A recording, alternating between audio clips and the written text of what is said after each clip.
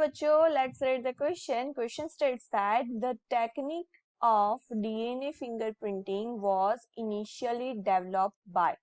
Options are Lalji Singh, Alec Jeffreys, Frederick Sanger and Jacob and Monod. तो बच्चों यहाँ पे हमारा जो की कॉन्सेप्ट है वो क्या है? डीएनए फिंगरप्रिंटिंग जो है वो बेसिकली लेबोरेटरी टेक्निक है और वो यूज होती है टू एस्टैब्लिश करने के लिए किसके बीच में लिंक जो होती है वो बिटवीन बायोलॉजिकल एविडेंस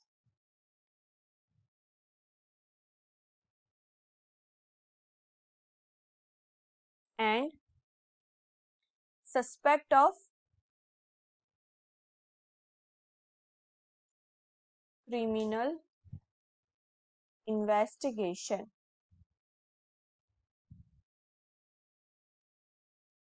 तो यहाँ पे जो क्या होता है डीएनए फिंगरप्रिंटिंग में, पहले तो डीएनए सैंपल जो है वो लिया जाता है, राइट। और डीएनए सैंपल जो होता है क्राइम सीन में, राइट, वो भी लिया जाएगा और उसके बाद उसको क्या करेंगे, कंपेयर करेंगे,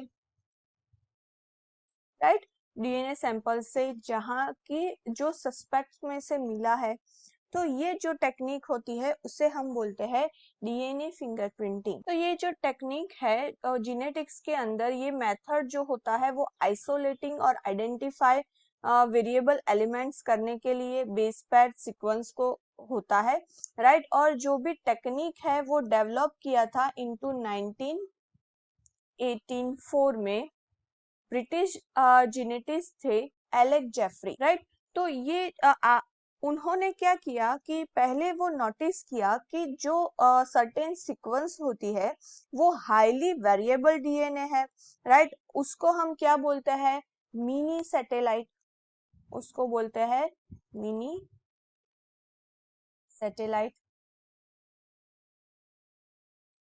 तो ये जो कंट्रीब्यूट करता है फंक्शन में जीन्स के, राइट, तो वो रिपीट करता है विद इन द जीन्स।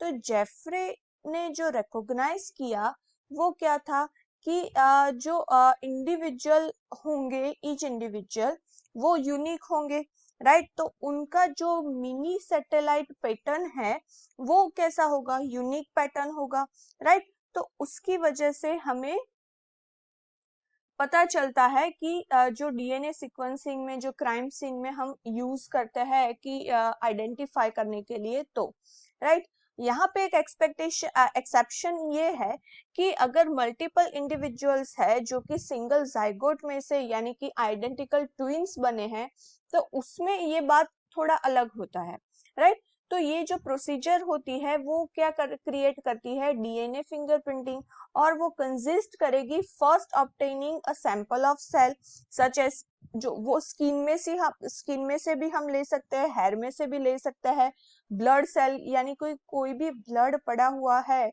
कोई भी क्राइम सीन में, राइट, तो उसमें से भी हम डीएनए सैंपल ले सकते हैं, राइट। तो ये जो डीएनए एक्सट्रैक्ट करते हैं वो कोई भी सेल में से उसे पहले प्योरीफाइड करते हैं, राइट। और जो जेफरी का जो ओरिजिनल अप्रोच था वो बेस्ड था किस पे, RFLP पे।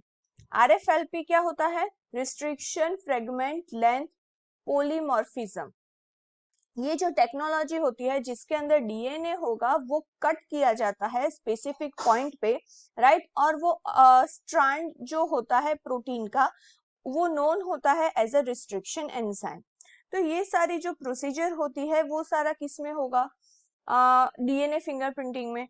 उसके बाद जो एंजाइम जो प्रोड्यूस होता है फ्रेगमेंट्स में, उसका जो लेंथ है वो शॉर्ट किया जाता है और प्लेस किया जाता है जेल में, और उसे इलेक्ट्रिक करंट यानी कि इलेक्ट्रोफोरेसिस किया जाता है। अभी जो शॉर्टर फ्रेगमेंट्स होंगे वो क्या करेंगे, मूव करेंगे क्विकली, राइट, पोल पे। तो ये जो shorted double stranded DNA fragments होते हैं वो ब्लोटिंग टेक्निक की मदद से हम उसे स्प्लिट करते हैं इनटू द सिंगल स्ट्रैंड और ट्रांसफर करते हैं नायलॉन शीट पे, राइट। तो ये जो पूरा मेथड है डीएनए फिंगरप्रिंटिंग का वो बहुत ही इम्पोर्टेंट है नाउअडेज, राइट। तो यहाँ पे क्वेश्चन है कि किसने डेवलप किया था इनिशियली, तो एलेक जेफरी ने, हमारा करेक्ट आंसर आएगा। यहाँ पे हमें फर्स्ट ऑप्शन दिया है लालजी सिंह। लालजी सिंह जो है वो उन्होंने क्या किया था, इंडियन साइंटिस्ट है और उन्होंने वर्क किया था डीएनए फिंगरप्रिंटिंग टेक्नोलॉजी में इंडिया में, राइट। तो ये जो पॉपुलरली नोन है father of Indian DNA fingerprinting, right. तो बट हमें यहाँ पे इनिशियली डेवलप पूछा है, तो लालजी सिंह नहीं आएगा, एलेक जेफरी आएगा। उसके बाद जो है फ्रेडरिक सेंजर।